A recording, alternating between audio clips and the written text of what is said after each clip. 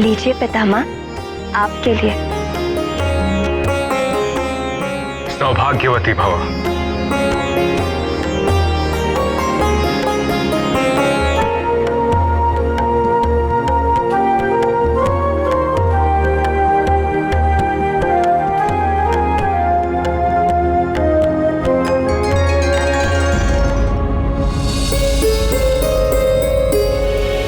वानरराज, युवराज कहाँ है?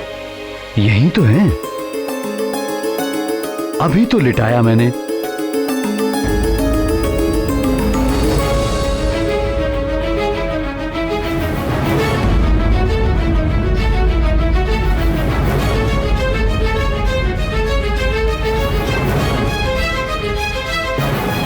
अभी तो यही थे, क्षण भर का समय भी नहीं हुआ, कहां चले गए?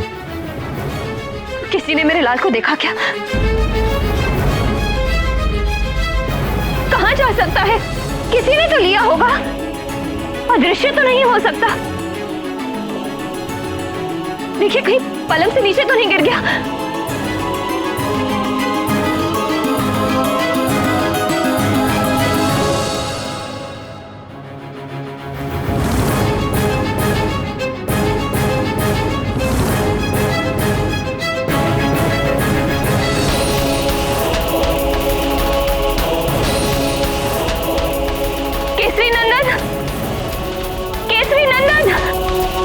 अंजने!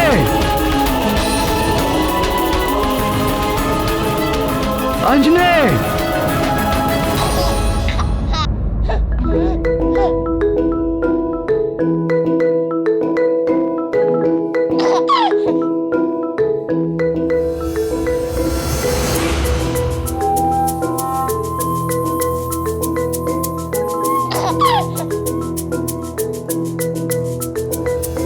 ये कैसा चमत्कार है प्राणवल्लभ? 2 दिनों के हनुमान लल्ला घुटनों पर चलने लगे। इसमें आश्चर्य कैसा? हमारे श्याम सुंदर ने भी जन्म से 6वें दिन ही राक्षसी पूतना के प्राण खींच लिए थे। आंखें जो देखती हैं और जिसे सत्य मानती हैं, वो अधिकतर एक भ्रम होता है। सर्वव्यापी भगवान शंकर अपनी 8 मूर्तियों के रूप में इस जगत के हर तत्व में वास करते हैं।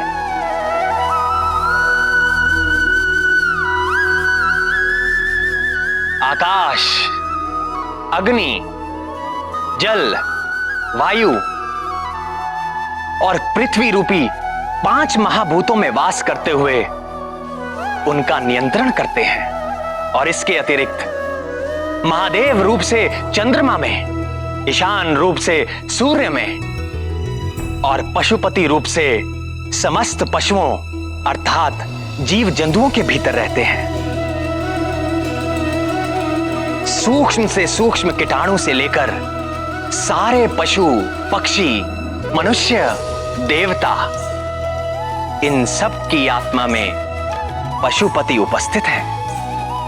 ईशावास्यमिदं सर्व यत्किंच जगत्याम जगत। इस जगत में जो कुछ भी है, सब में महेश्वर का वास है। इन 8 रूपों में से जो सर्वव्यापी वायु है, इस ब्रह्मांड में सभी जीवों की सारी शक्ति का कारण प्राण रूपी वायु ही है। और जब ये शक्ति एक रूप ले लेती है, तो वो और कोई नहीं, स्वयं हनुमान ही है। यदि वो प्राण वायु रूपी हनुमान अपने शैशव में ही वज्रकाय हो, महाबली हो, संकट मोचन हो, तो आश्चर्य कैसा? उन्हें देखने वाले निरंतर अद्भुत रस में डूबे रहे, तो आश्चर्य कैसा? वो हैं ही अद्भुत। अद्भुत शिशु, हमारा शत्रु एक शिशु।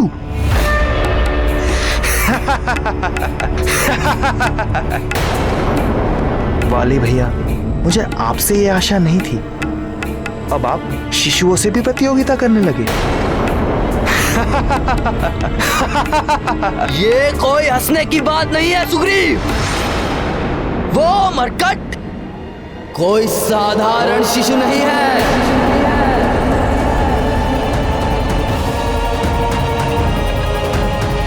वो शिशु है, किंतु वो मायावी शक्ति संपन्न है। मायावी है तो भी न जाने कितने यक्ष राक्षस आदि घूमते रहते हैं। सब तो हमारे शत्रु नहीं हो जाते, और फिर एक शिशु।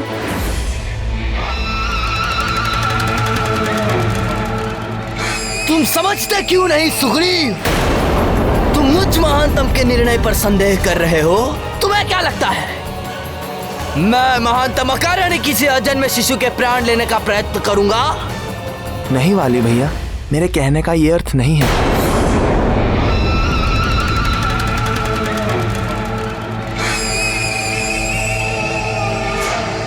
तो क्या अर्थ है? क्या किसी विष भरे सपोले को इसीलिए पालते रहना चाहिए कि वो अभी शिशु है, नवजात है? अरे मूर्ख, बुद्धिमान तो वही है जो विष वृक्ष को बढ़ने से पूर्व ही उसे जड़ से उखाड़ के फेंक दे। वह मरकट हमारे किष्किंधा राज्य और परिवार को ग्रसने वाला राहु है। यदि हमने उसका नाश नहीं किया तो वो हमारा विनाश कर देगा।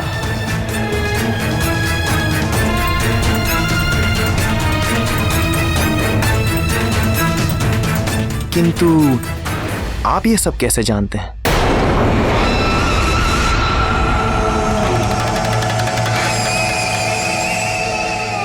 स्वयं देवर्षि नारद जी ने मुझ महानतम को यह सूचना दी।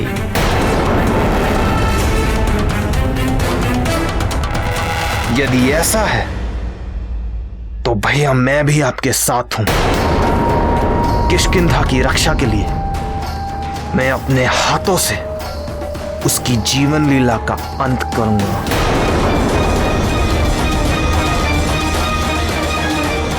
आप जब कहें तब मैं चलने के लिए प्रस्तुत हूं। कब चलना है?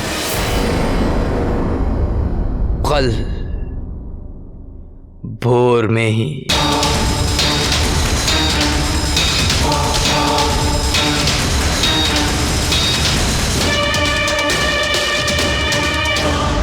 गजाननं भूतगणादिसेवितं गजाननं भूतगणादिसेवितं कपित्थजम्बुफलचारुभक्षणम् उमासुतं शोकविनाशकारकम् नमामि विघ्नेश्वर पादपङ्कजम्।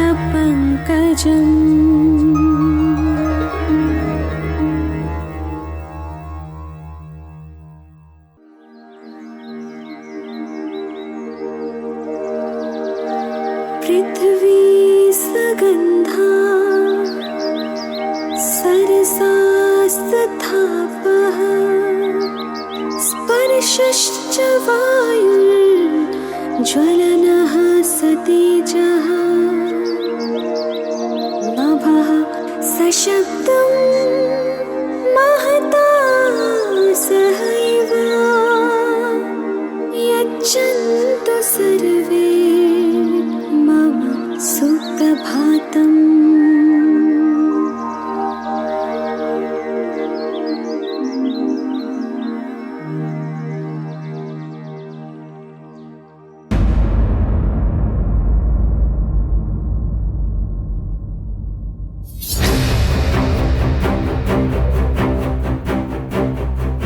सोच के रहे हो भैया?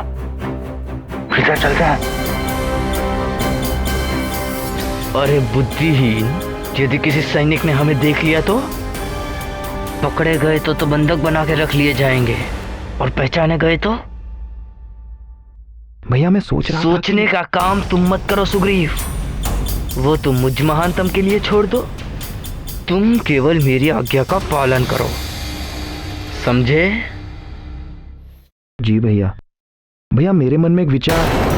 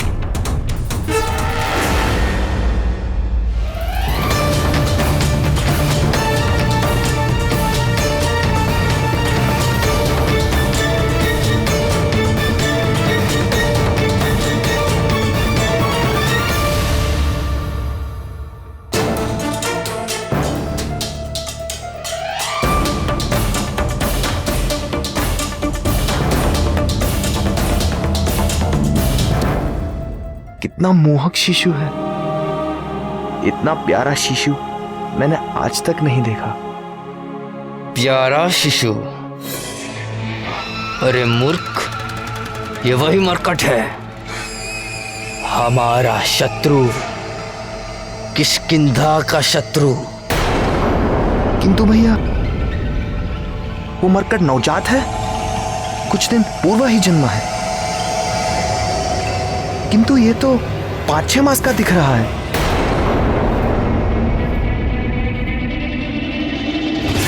ये तो सचमुच 6 मास जितना बड़ा है, किंतु ये कैसे संभव है?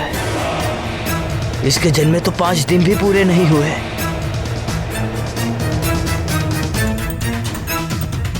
कोई और होगा हमारा शत्रु, ये तो कहीं से भी दुष्ट नहीं लगता। ये तो कितना शांत है, इसे तो देखने से ही मन में आनंद सा उठता है। ये वही शिशु है, मुझ महानतम से ये भूल नहीं हो सकती। किंतु भैया किंतु कुछ नहीं, तू जानता नहीं, ये दुष्ट बड़ा ही भयानक मायावी है। मायावी? मुझे तो नहीं लगता। जब तक प्राणी का कर्म शुद्ध नहीं रहता, तब तक उसकी बुद्धि अशुद्ध रहती है। वो सत्य को सामने देखकर भी देख नहीं पाता। उसके कल्याण का मार्ग बार बार उसके सामने आता है, फिर भी वो उसका चुनाव नहीं कर पाता। समझाने वाले को वो अपना शत्रु समझता है और अंत में अपने सर्वनाश को प्राप्त हो जाता है। विनाश काले विपरीत बुद्धि। वाली परम संत हनुमान को बार बार देखकर भी उससे शत्रुता करता रहा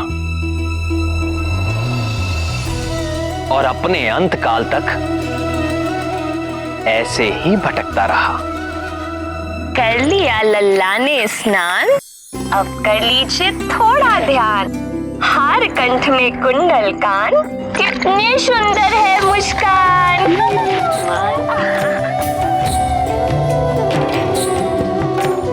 महारानी जी, आप कुछ खा लीजिए। जब तक युवराज का अन्नप्राशन नहीं हो जाता तो उनके लिए भी आपको ही खाना होगा ना। अरे हाँ, फिर तो हमें बहुत सारा खाना होगा। क्यों केसरी नंदन? लीजिए महारानी जी, खा लीजिए।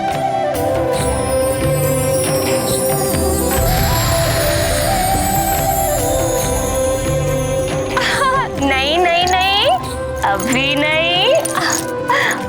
ढाई माँ आप भी खाइए ना। अभी नहीं, अन्नप्राशन के बाद।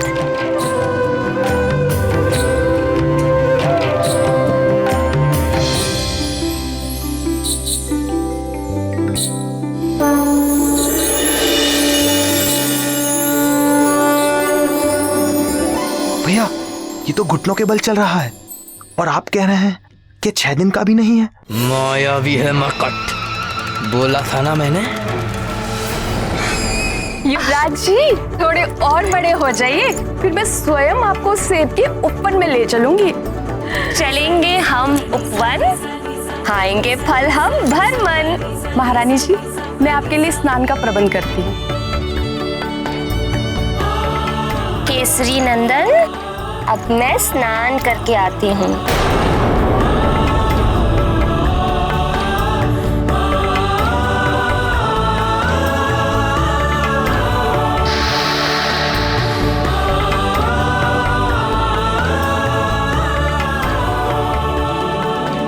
अब माँ जा रही है करने स्नान और आप कीजिए कुछ क्षण आराम। चलो चलो लेट जाओ।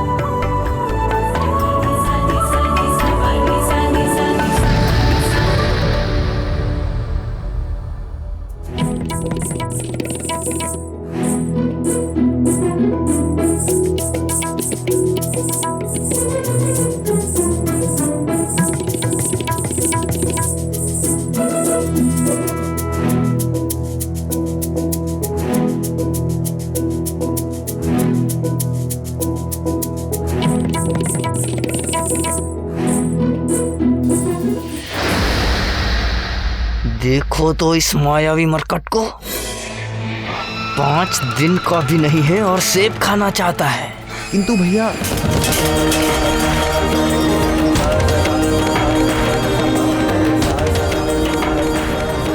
ये तो सच में चमत्कारी शिशु है। चमत्कारी नहीं मंदबुद्धि, मायावी। स्वयं देवर्षि नारद जी ने मुझे कहा कि ये मरकट तेरे पतन का कारण बनेगा। मेरे होते हुए आपका पतन? कभी नहीं।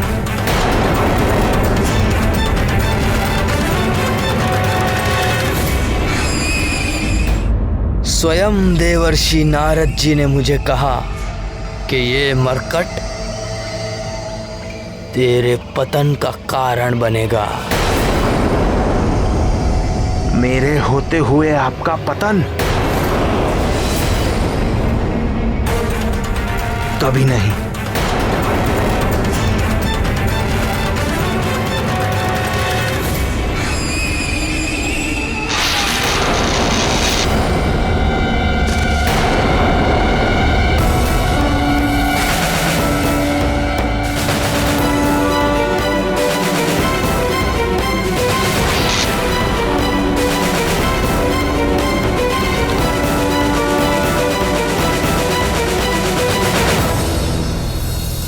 वाली जितना दुष्ट और धूर्त है, सुग्रीव उतना ही निश्चल और सरल। कितनी सरलता से वो घमंडी वाली के झूठ में आ गया। निर्मल मन जन सो मोहि पावा, मोहि कपट छल छिद्र न भावा। सरल व्यक्ति जैसा स्वयं है वैसा ही संसार को देखता है। जैसे सुग्रीव का हृदय सरल है, इसी कारण वो मेरा मित्र है। जिसके हृदय में छल और कपट हो वो मुझे पा ही नहीं सकता। कपट करने वाला सोचता है कि वो सबको मूर्ख बनाकर अपना स्वार्थ सिद्ध कर रहा है, किंतु अंत में वो अपनी ही हानि कर बैठता है। जैसे देखो, आज वानर राज सुग्रीव की देवता तक प्रशंसा करते हैं, जबकि वाली अपने कर्मों के कारण हर लोक में निंदा का पात्र है।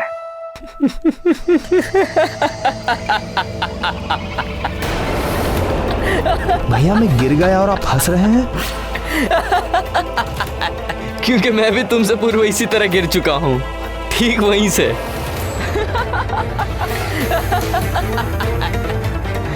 कौन है वहां? कौन है? कहां गए? ये शब्द तो यहां से आ रहे थे, कहां गए?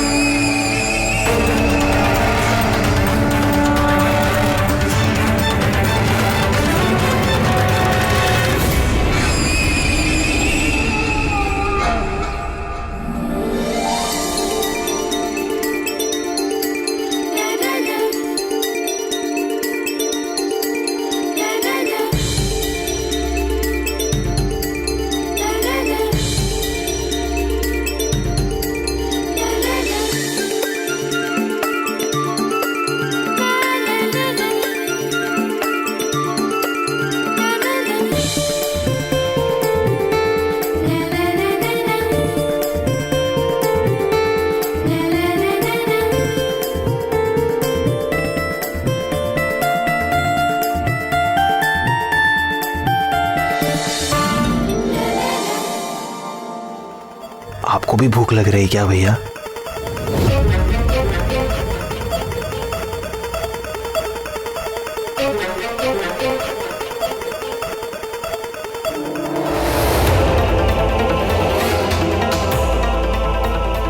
आपने मेरे प्रश्न का उत्तर नहीं दिया भैया।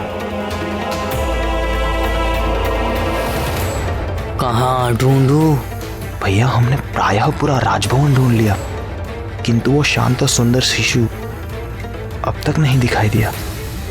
शांत सुंदर? मरकट बोलो, मरकट शत्रु है वो हमारा। मुझे क्षमा करें भैया, मैं भूल गया था। अब मैं सदा स्मरण रखूंगा। मरकट, मरकट।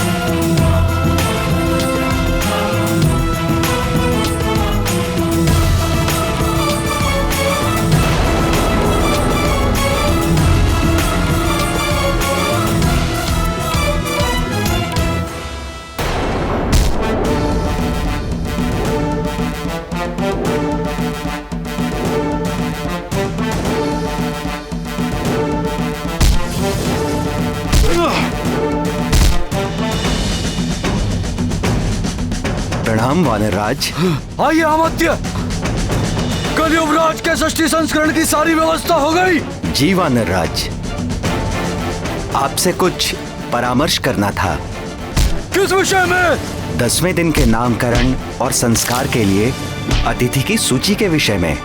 सर्वप्रथम युवराज के नाना वानरराज कुंजर। वानरराज, मैंने तो उनका नाम सर्वप्रथम लिख लिया था। अयोध्या नरेश महाराज दशरथ से आरंभ करके अंग, उत्कल, कंबोज, कैकई, काशी, मिथिला, सोबीर, चैदियर,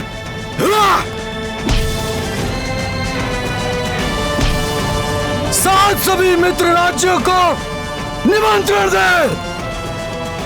मलय, माल्यवान, मैनक और मद्रांचल के भी शासकों को निमंत्रण भेजिए।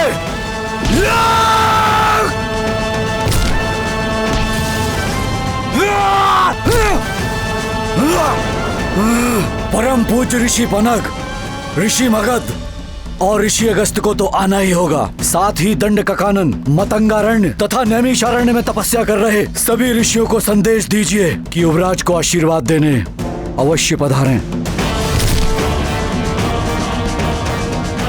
और हमारे सीमावर्ती किष्किंधा के राजा ऋक्षराज और उनके पुत्र वाली और सुग्रीव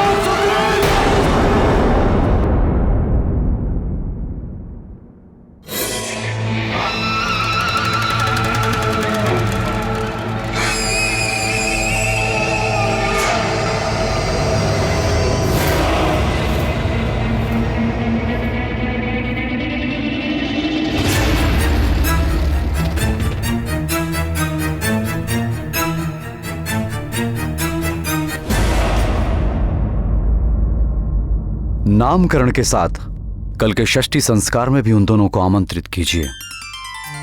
प्रणाम महाराज। महाराज, ऋषि शवानी के शिष्य आपसे मिलने की अनुमति चाहते हैं। आने दो। जी महाराज।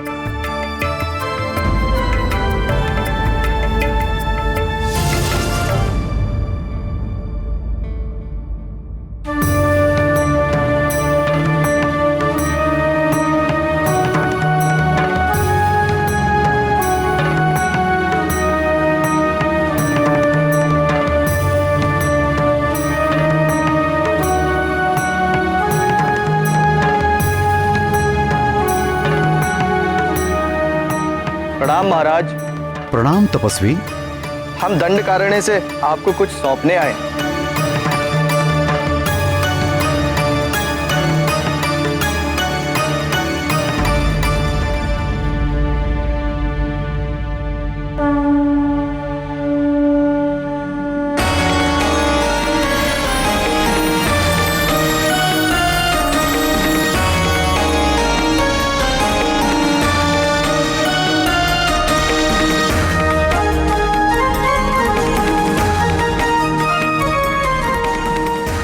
यह अष्ट धातु से निर्मित एक सिद्ध गदा है महाराज। हमारे गुरु के गुरु ने यह गदा तपस्या करके स्वयं दिव्य शक्तियों से प्राप्त की थी महाराज। किस प्रयोजन से? और एक तपस्वी का गदा से क्या कार्य? राक्षसों से संघर्ष करने के लिए हमारे गुरु के गुरु ने क्षत्रिय कुल में जन्म लिया था महाराज, किंतु कालांतर में उन्होंने हिंसा का त्याग करके अहिंसा का व्रत धारण किया था महाराज। उनके देहावसान के पश्चात यह गदा हमारे गुरु ऋषि सावर्णी की सुरक्षा में थी। सुरक्षा में? जी, वे अपने गुरु की आज्ञा अनुसार इस गदा के अधिकारी के जन्म लेने की प्रतीक्षा कर रहे थे, किंतु 2 सप्ताह पूर्व उन्होंने भी देह त्याग दी। अपने देहांत के पूर्व उन्होंने कहा था कि यदि यह गदा आश्रम में रही तो किसी राक्षसी शक्ति में पड़ जाने का संकट हो सकता है। अतः उनके आदेश पर ही हम यह सिद्ध गदा आपको सौंपने आए हैं। किंतु मुझे ही क्यों? उन्होंने कहा था कि शम्भ साधन नामक राक्षस के वध के पश्चात आप ही इस गदा के योग्य अधिकारी हैं। अच्छा, जो इसके वास्तविक अधिकारी हैं वो कौन है? मैंने भी उनसे यही प्रश्न पूछा था। तो उन्होंने क्या उत्तर दिया? समय आने पर इस गदा का वास्तविक अधिकारी स्वयं आपसे यह गदा मांग लेगा महाराज, और आप यह गदा उसे सहर्ष दे भी देंगे। ऋषियों की बातें सदा समझ में नहीं आती, किंतु समय बीतने पर हर रहस्य खुल ही जाता है।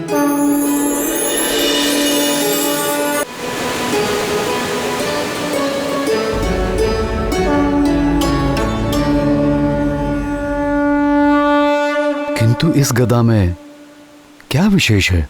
वानर राज, यह अमोघ गदा है। अपने लक्ष्य पर चोट करने के पश्चात वापस अपने स्वामी के हाथों में लौट आते हैं। और दूसरी विशेषता इसकी यह है महाराज कि इससे टकराने वाला चाहे वो कठोर से कठोर तत्व से ही क्यों ना बना हो, इससे टकराकर खंड खंड हो जाता है।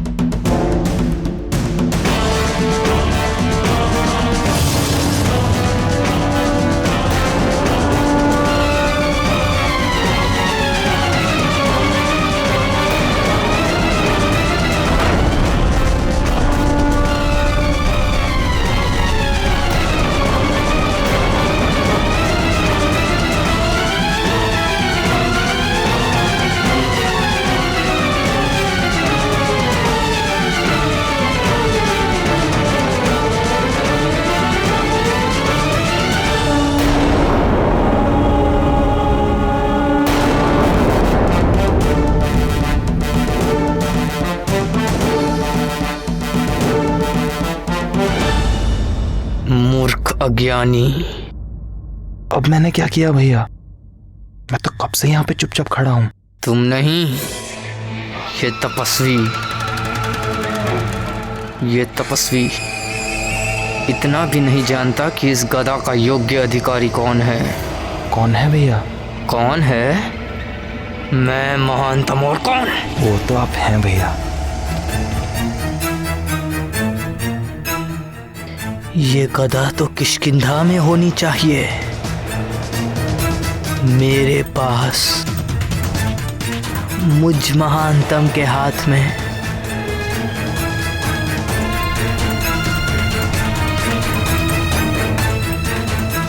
ये तो बहुत ही अद्भुत गदा है। आपके गुरु के गुरु अवश्य ही कुशल योद्धा रहे होंगे। मैं आपका धन्यवाद करता हूं। बताइए इस गदा का मैं कैसे प्रतिदान करूं? नहीं महाराज, हमें कोई प्रतिदान नहीं चाहिए। आप राक्षसी आक्रमण और आतंक से निर्दोष मनुष्यों व प्राणियों की रक्षा जैसे करते आए वैसे ही करते हैं। यही हमारे गुरु की इच्छा थी। प्रजा की रक्षा करना राजा का कर्तव्य होता है और ऋषियों को दान करना भी राजा का कर्तव्य है। मंत्री जी। महाराज। इन युवा तपस्वियों को हमारी ओर से एक सहस्त्र स्वस्थ गायें प्रदान करें। अब आप लोग विश्राम करें और कुछ दिनों तक हमारे अतिथि बनकर रहें। आपकी जय हो राजन। परम शक्तिशाली ईश्वर आपकी भुजाओं में और बल दे, आपके वंश को बढ़ाए और सदैव सुरक्षित रखे।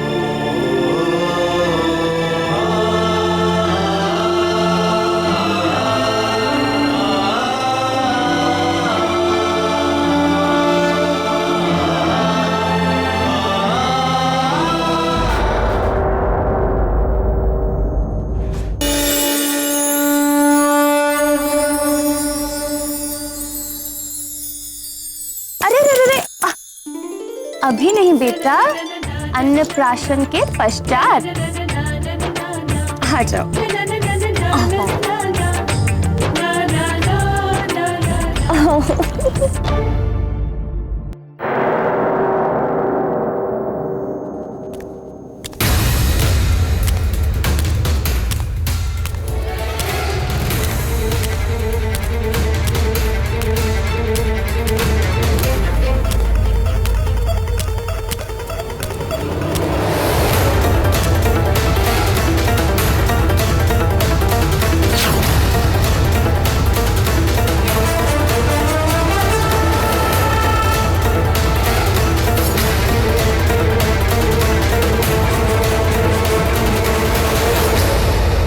प्रिय अंजने, ये देखो। क्या पहना? मेरा नया गदा।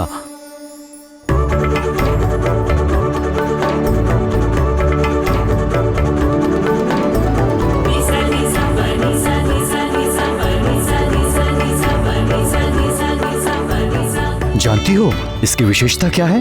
क्या आर्यपुत्र? ये अमोघ गदा लक्ष्य पर चोट मारकर स्वामी के हाथों में स्वयं वापस आ जाता है। और उससे भी अधिक विशेषता है, ये कठोर से कठोर शस्त्र को एक ही टक्कर में खंड खंड कर देता है।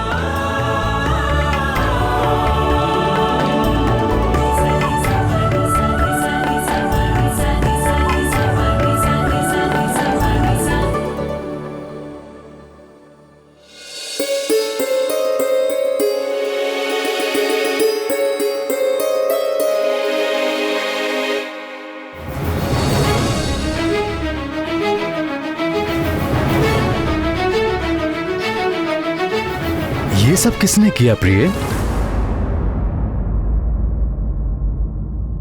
न जाने किसने किया। मेरे कक्ष से जाने के पूर्व तो ये सब सेब वहां पेट पर पड़े हुए थे। आपके जाने के पूर्व कोई कक्ष में आया था क्या? नहीं, कोई भी नहीं।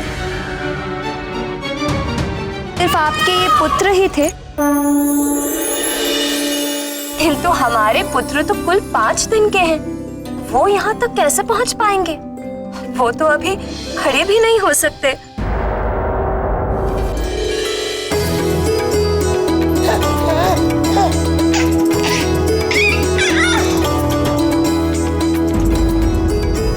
क्यों ना हो विकास ऐसा? पुत्र किसका है? अब आप समझे मैं सदा इसे केसरी नंदन क्यों कहती हूँ? मेरा तो है ही। दीन वत्सल भगवान भोलेनाथ शंकर का भी पुत्र है।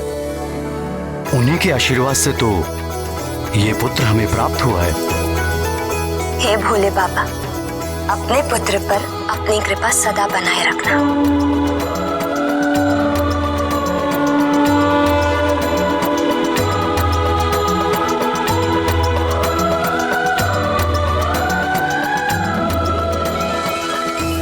आज तो मुंह मीठा करने के दो कारण हैं। दो? एक तो आंजनेय का अपने पैरों पर खड़ा होना, दूसरा ये अद्भुत गदा प्राप्त होना।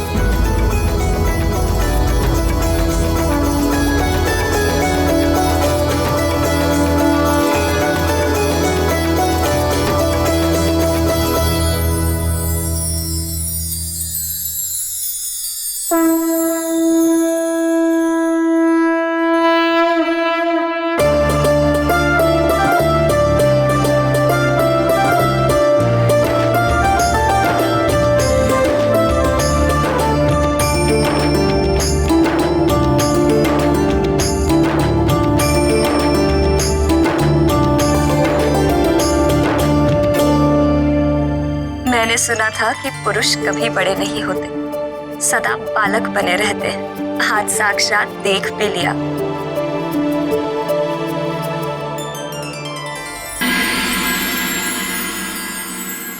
इस मरकट तक पहुंचने का यही एक सुरक्षित मार्ग है।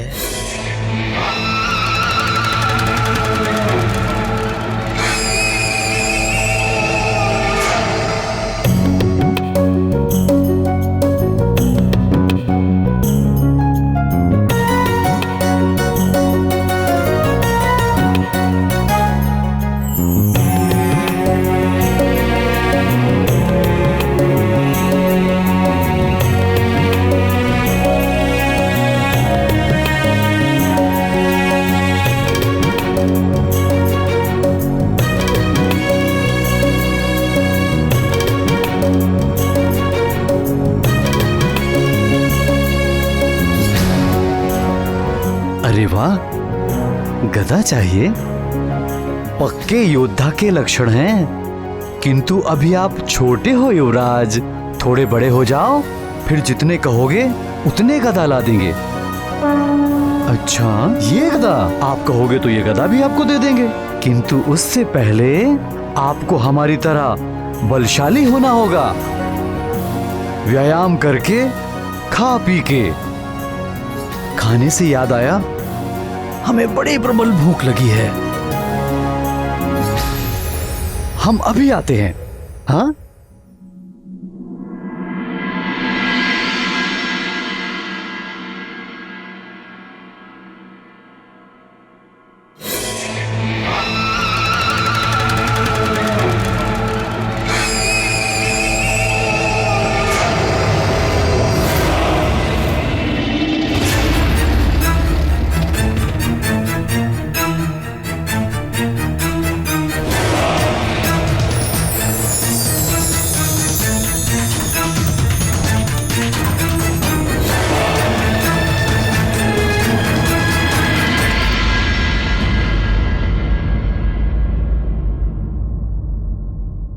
जय राम भक्त हनुमान, जय राम भक्त हनुमान, जय राम भक्त हनुमान, जय राम भक्त हनुमान, जय राम भक्त हनुमान, जय राम भक्त हनुमान, जय राम भक्त हनुमान, जय राम भक्त हनुमान, जय राम भक्त हनुमान।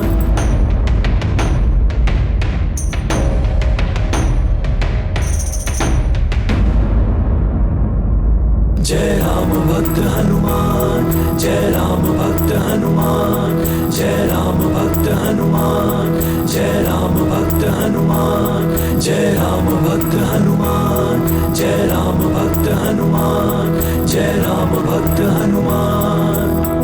निश्चल प्रेम की वो मुस्कान दिए सुग्रीव को बाल हनुमान।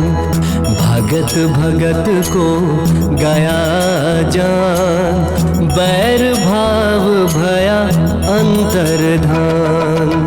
बाल रूप के हनुमत देवा फिर सचिव रूप में करेंगे सेवा। मुक्ति दिलाए जन्म मरण से सुग्रीव मिलाए श्री राम चरण से। हनुमान और सुग्रीव की ये प्रथम भेंट बड़ी ही विचित्र रही।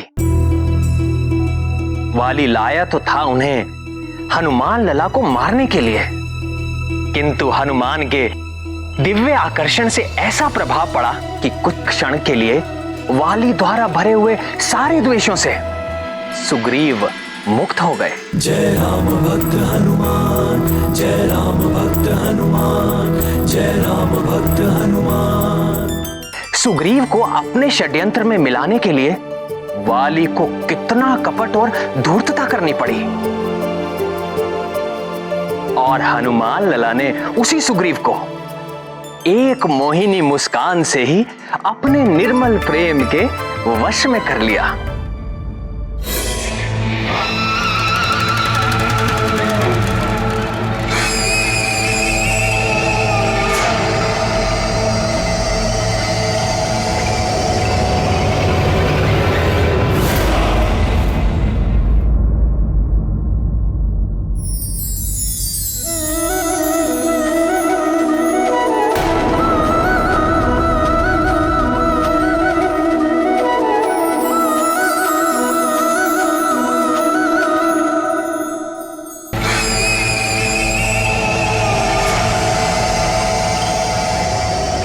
सुग्रीव, सुग्रीव, सुग्रीव।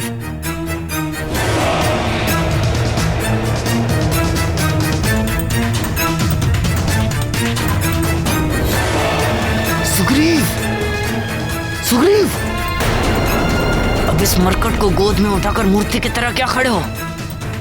काम हो गया, चलो।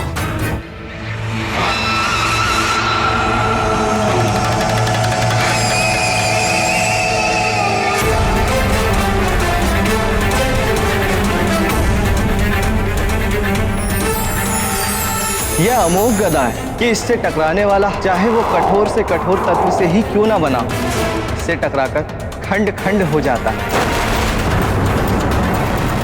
अपने लक्ष्य पर चोट करने के पश्चात वापस अपने स्वामी के हाथों में लौट आते हैं।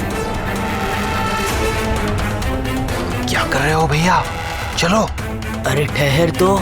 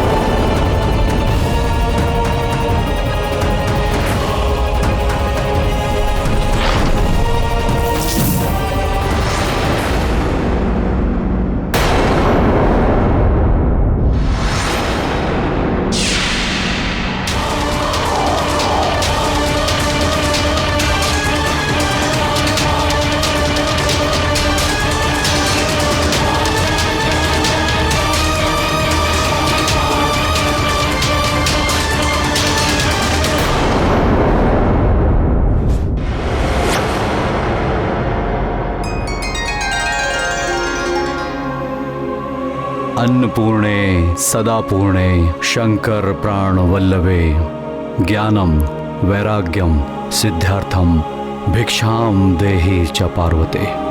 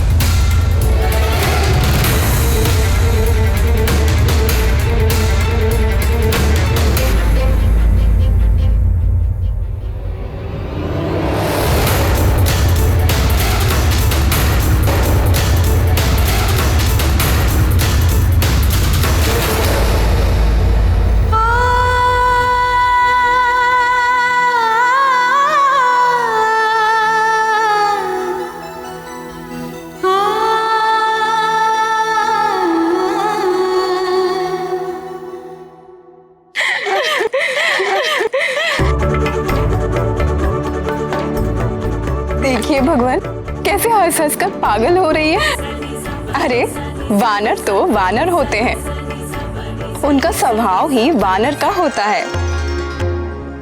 हाँ प्राणवल्लभ, ये बताइए कि रावण तो बड़ा ही पराक्रमी था, उससे तो देवराज इंद्र भी डरते थे। तो रावण के नाश में सहायता के लिए आपने वानरों का चुनाव ही क्यों किया प्रभु? रावण के अंत के लिए वानरों का चुनाव मैंने नहीं, स्वयं रावण ने ही किया था। स्वयं रावण ने? स्वयं रावण ने?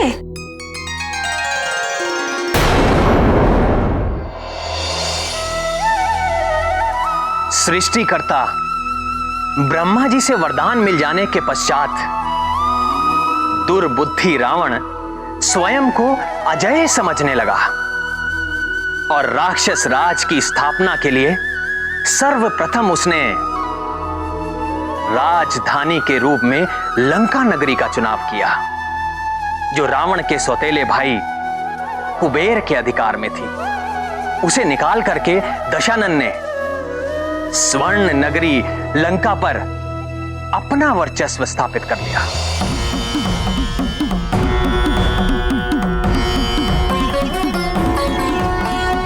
फिर पापी रावण ने धनेश कुबेर को पराजित कर उसका दिव्य पुष्पक विमान भी छीन लिया।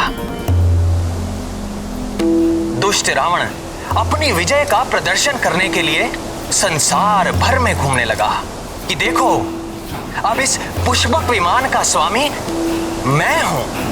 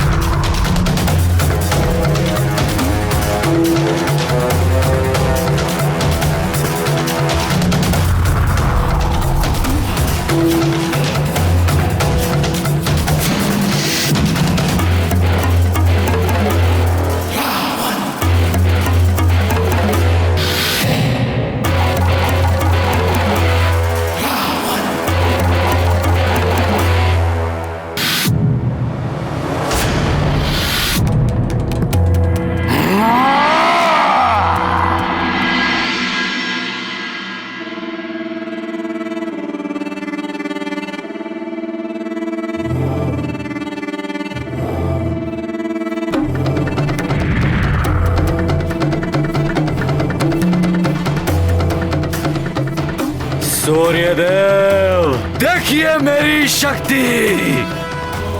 ये दिव्य पुष्पक विमान भी अब मेरी इच्छा का दास है जो आपके प्रकाश के मार्ग को रोक कर खड़ा है, और हमारे पीछे पूरा पृथ्वी लोक गहरे अंधकार में डूब चुका है। यदि आप में सामर्थ्य हो तो मेरी चुनौती स्वीकार कीजिए। आप अपनी शक्ति लगाइए, मैं अपनी शक्ति लगाता हूँ।